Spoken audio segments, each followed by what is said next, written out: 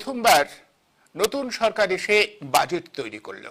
Budget পেশ করে তারা অনেক প্রতিশ্রুতির কথা শুনিয়েছেন। তবে ঘটনাচক্রে অর্থমন্ত্রী বোধহয় এটাও মনে করিয়ে দিয়েছেন যে আমাদের একটা কঠিন সময়ের মধ্যে দিয়ে যেতে হবে।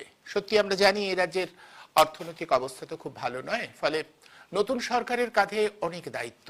তার মধ্যেই বেশ কিছু কর্মসংস্থানের কথা ঘোষণা করেছে নতুন সরকার। মাসোয়ারা বৃদ্ধির কথা বলেছে বেশ কিছু ক্ষেত্রের কর্মীদের, এবং যে বিষয়টা সরকারি কর্মীরা খুব আগ্রহ সহকারে অপেক্ষা করছিল যে তাদের ডিএ সংক্রান্ত ব্যাপারে কি বলে তার জন্য, সেক্ষেত্রে বোধহয় খুব একটা আশান্বিত হতে পারছেন না সরকারি কর্মচারীরা। তারা বলছেন যে তাদের জন্য প্রত্যাশায় তেমন কিছুই নেই। সত্যি কেন তারা এটা মনে করছেন আমরা সরাসরি কথা বলবো। ওদিকে সুপ্রিম কোর্টের রায় ডিএ মামলা চলছিল, সেটা এখনো থমকে রয়েছে। সে ব্যাপারে সরকারের কি সিদ্ধান্ত হবে বাজেটের পরে তারা জানাবেন কিনা তা নিয়েও আগ্রহ রয়েছে অনেক সরকারি কর্মচারীদের। সার্বিকভাবে আমরা নতুন সরকারের প্রথম বাজেটের মূল্যায়ন করবার পাশাপাশি সরকারি কর্মচারীদের ভাগ্যে শিখে ছিল নাকি আদৌ ছিল না সেটার উপরে একটু বেশি জোর দিয়ে আলোচনা করতে চাইব। আজ আলোচনার জন্য যাদের আমন্ত্রণ জানিয়েছি আসুন প্রথমেই তাদের সঙ্গে পরিচয় করিয়ে দিই। আমাদের সঙ্গে রয়েছেন কনফেডারেশনের সভাপতি শ্যামল কুমার মিত্র, এবং আমাদের সঙ্গে রয়েছেন পেশায় স্কুল শিক্ষক এবং একই সাথে রাজনৈতিক বিশ্লেষক হিসেবে পরিচিত গৌতম দত্ত। আপনাদের দুজনকেই আজকের এই অনুষ্ঠানে আমি স্বাগত জানাচ্ছি। আমি শ্যামল বাবুর কাছেই প্রথম আসি। শ্যামল বাবু, আপনার কাছে আমার জিজ্ঞাসা, আপনি দেখলাম আপনি সমাজ মাধ্যমে ইতিমধ্যেই একটা ভিডিও করেছেন, সেখানে আপনাদের মন্তব্য হচ্ছে আপনাদের জন্য কিছুই বরাদ্দ হলো না, বরং আপনারা হতাশ, আপনাদের কর্মীরা হতাশ। আপনি হতাশার কথাই বলেছেন। মানে সার্বিকভাবে প্রথম বাজেটকে এক হচ্ছে আপনি সরকারি একটা কর্মচারীদের একটা সংগঠনের দায়িত্বে রয়েছেন, সেখান থেকে দেখবেন, এবং সার্বিকভাবে বাজেটটাকে কিভাবে দেখছেন যদি আপনি বলেন আপনার প্রাথমিক প্রতিক্রিয়া। দেখুন,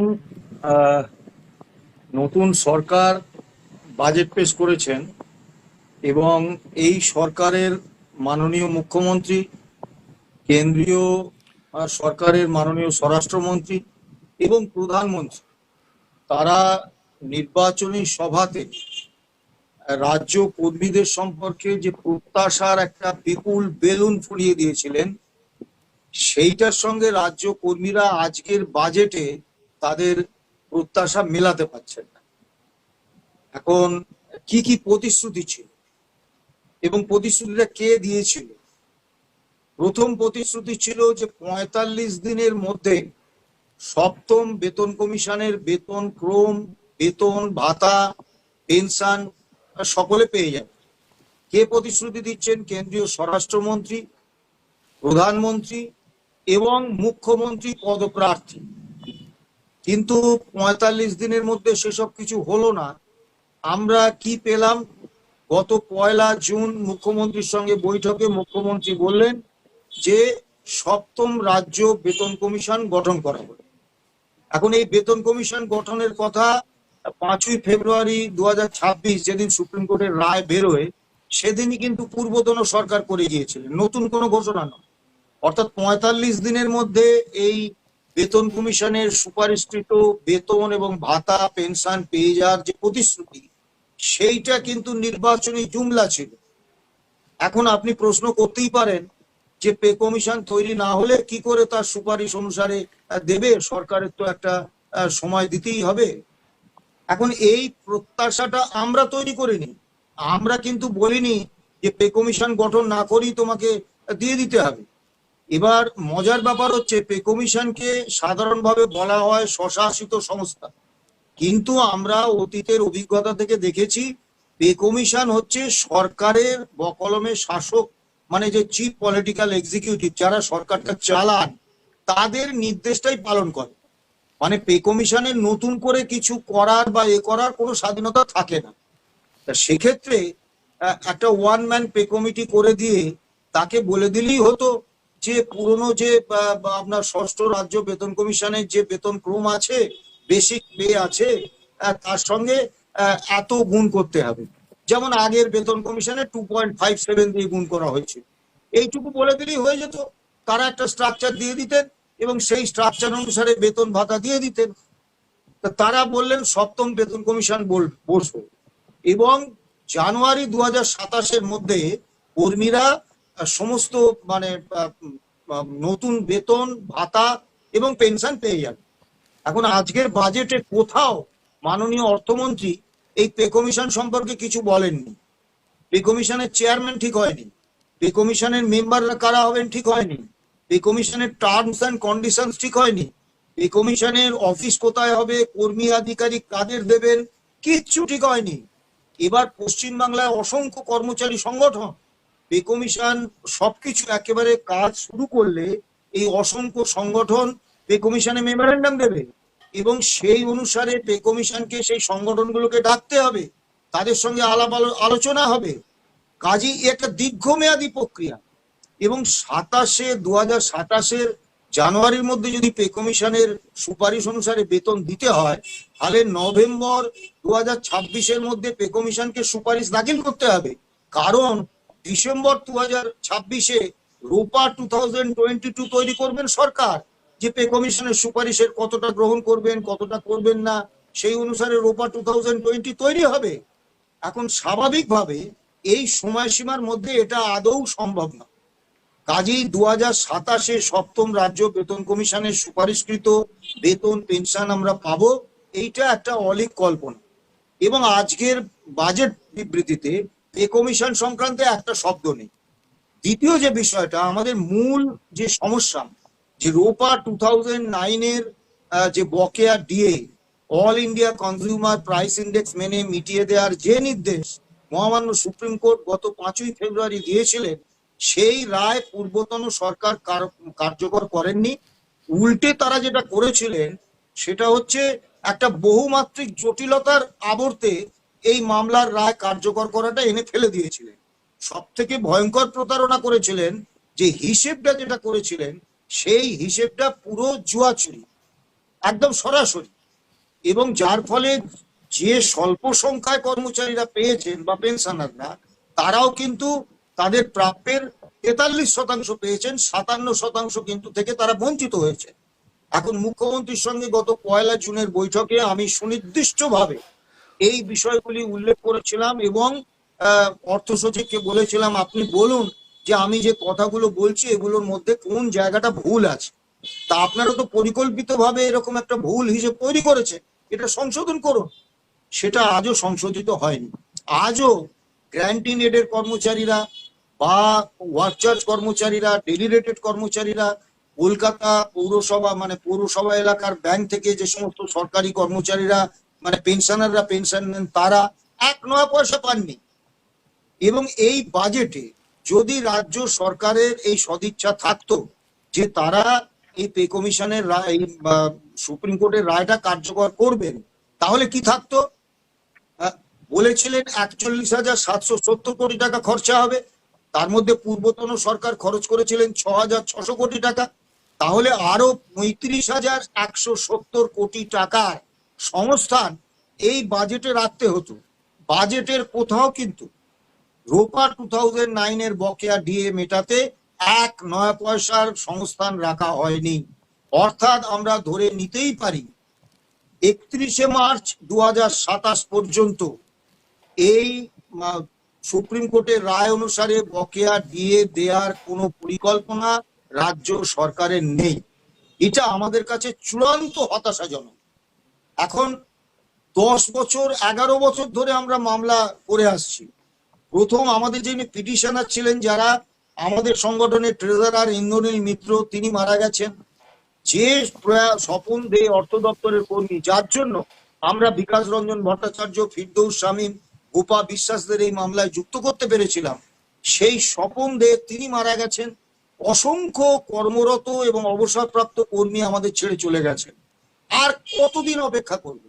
সুপ্রিম কোর্ট বলেছিলেন 15ই মের মধ্যে সমস্ত বকেয়া দিয়ে দিতে হবে। সুপ্রিম কোর্টের রায় আগের সরকারও কার্যকর করেননি, এই সরকারও কার্যকর করলেন না। এখন আর কতকাল আমাদের অপেক্ষা করতে হবে? দ্বিতীয় যে ঘোষণাটা হয়েছে ডিএ সম্পর্কে, যে আমরা কিন্তু 1 জুনের বৈঠকে আমি সুনির্দিষ্টভাবে মাননীয় মুখ্যমন্ত্রীকে বলেছিলাম যে আমরা ডিএটা চাই। মহামান্য আদালত বলেছেন DA is a legally enforceable right, এবং বলেছেন ডিএ দেওয়ার এক এবং একমাত্র সূচক হচ্ছে all India consumer price index. তা আপনি ডিএর একটা স্ট্যান্ডিং অর্ডার করুন যে all India consumer price index অনুসারে বছরে 2বার আমরা ডিএটা দেব। সেক্ষেত্রে উনি বলেছিলেন যে আগে 42%টা ক্লিয়ার করি, তারপরে আমি এই বিষয়টা ভাববো। তা ঘোষণা করলেন কি 20% ডিয়ারনেস অ্যালাউন্স দেয়া হবে আগামী 1 অক্টোবর থেকে।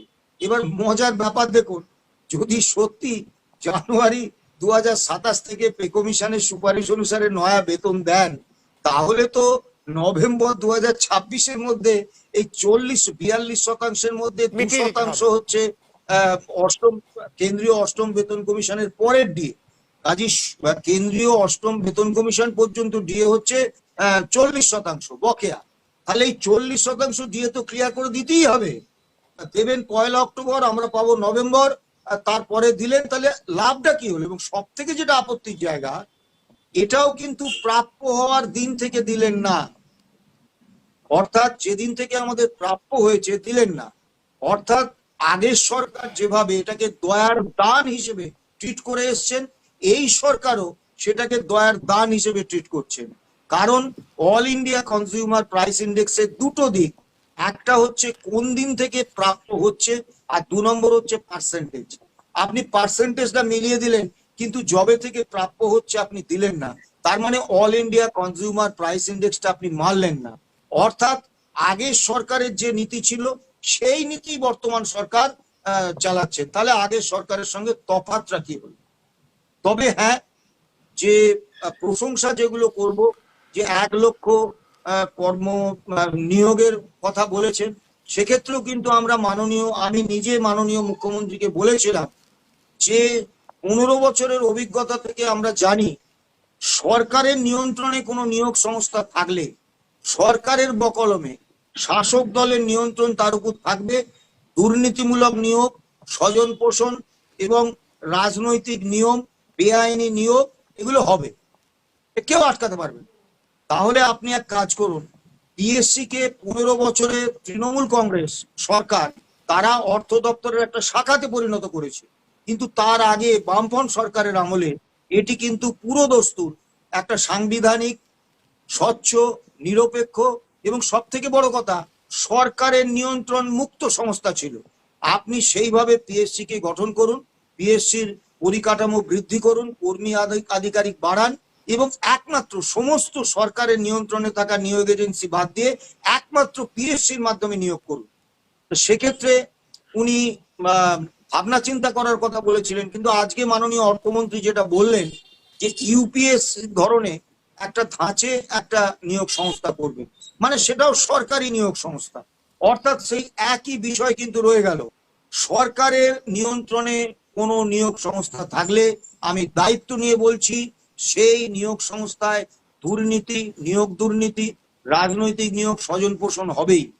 একটা শুধু উদাহরণ আমি দেব, পূর্বতন মানে বামফ্রন্ট সরকারের ভূমি ও ভূমি রাজস্ব মন্ত্রী বিনয় কৃষ্ণ চৌধুরী, তিনি যে ব্যক্তি জীবনে একজন সৎ, মানে ভয়ঙ্কর রকমের সৎ মানুষ ছিলেন, এ নিয়ে কারুর মনে কোনো দ্বিধা নেই। আমি তখন বর্ধমান নেতাজি হোস্টেলে, বর্ধমান ইউনিভার্সিটির নেতাজি হোস্টেলে থাকতাম। প্রায় আমরা যখন ফিরতাম ট্রেনে, বিনয় চৌধুরী আমাদের সঙ্গে বর্ধমান থেকে ট্রেনে কলকাতা আসতেন, এবং ওই ট্রেনেই আমাদের সঙ্গে বিনয় চৌধুরীর আলাপ। কিন্তু তিনি ব্যক্তিগতভাবে এত সৎ থেকেও তার যে ভূমি এবং ভূমি সংস্কার দপ্তর, সেখানে কিন্তু ভূমি ভাষা ভাঙতে পারেননি। সেখানে কিন্তু দুর্নীতি, ব্যক্তিগতভাবে শুভেন্দু অধিকারী মুখ্যমন্ত্রী হিসেবে যতই চেষ্টা করুন যে না আমি সরকারি নিয়োগ এজেন্সিতে কোন রকম দুর্নীতি হতে দেব না, তিনি কিন্তু পারবেন না। কাজেই যতক্ষণ না একটা সাংবিধানিক, স্বচ্ছ, নিরপেক্ষ সংস্থার মাধ্যমে, সরকারের নিয়ন্ত্রণ মুক্ত সংস্থার মাধ্যমে এই 1 লক্ষ নিয়োগ হচ্ছে, ততক্ষণ কিন্তু আমরা এই নিয়োগের বিষয়ে খুব বেশি মানে পাচ্ছি না। তবে হ্যাঁ, চুক্তিভিত্তিক কর্মীদের কিছু ক্ষেত্রে ভাতা বৃদ্ধি হয়েছে। এখন মৌলিক সমস্যাটা এড়িয়ে গিয়ে এই ভাতা কিছু ঠাউকো বাড়িয়ে দেয়া, এটা কিন্তু সমস্যার সমাধান নয়।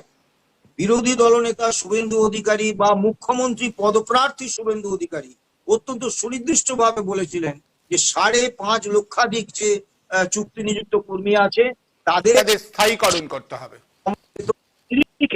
তাদের মজুরি বা বেতন পুনর্নির্ধারণ করবেন। এখন এটা উনি বলেছিলেন, আমরা বলিনি। তাহলে 5 লক্ষাধিক চুক্তি নিযুক্ত কর্মীদের এই যে মানে নিদারুণ বঞ্চনা, একটা ট্যাক্স কালেক্টর পঞ্চায়েতে 600 টাকা মাইনে পায়, একটা মিড ডে মিল ওয়ার্কার 1666 টাকা মাইনে পায়, এই যে চরম শোষণ, এটা থেকে উদ্ধার পাওয়ার এক এবং একমাত্র রাস্তা হচ্ছে যে তাদেরকে সম কাজে সম বেতনের ভিত্তিতে তাদের মজুরি নির্ধারণ করা।